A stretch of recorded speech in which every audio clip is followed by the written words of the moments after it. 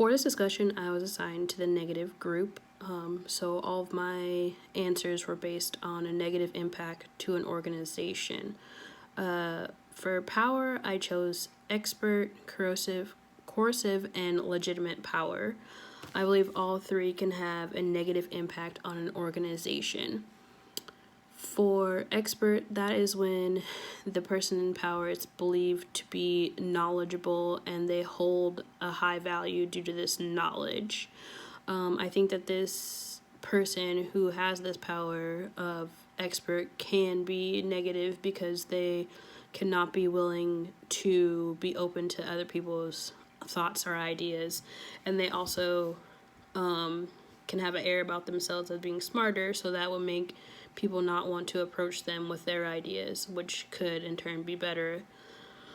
Excuse me. As for coercive, that is when excuse me, an employee thinks that they're going to get punished if they don't follow the direct command of the person in leadership.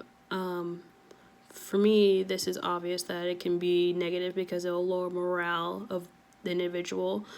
I have a personal example of this is when I was in an older position at my current company, Aetna, and there's often leaders who used not being able to sign off on PTO, or you would get written up if you didn't do certain things according to their standards. Although you got the job done, if they didn't think it was done to their standards, then they would deny your PTO requests, or they would put writings in your file, which gave a negative review. As for legitimate power, that is when you are put in a position of power that is based on your social position, and I think this has a negative impact in organizations because people can feel entitled and they're just promoted simply based on who they know, and I think that that's a bad way to get into leadership because you may not be an exact fit for the role. I've worked with people who were promoted purely because they were, the sibling of someone of importance, so that made them move up faster than any people who have actually worked harder. When it comes to political games that have a negative impact on an organization, the three that I chose to address were insurgency, co-insurgency, and rival camps. Insurgency is when I would say the employees ban against or find a way to resist leadership.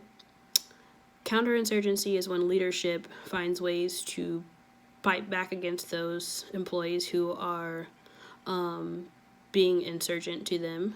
And rival camps is when two organizations come together and they both are rival and competing to have their processes or views above the other companies.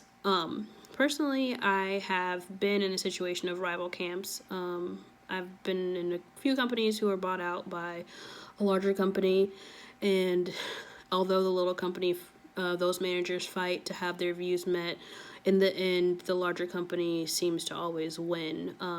I think in some cases that causes a low morale of the workers because they're not sure who to side with because the managers are fighting. And I think when there's turmoil in upper management, it does have a trickle-down effect to its employees, which ends up having a negative impact on their production and the company's morale.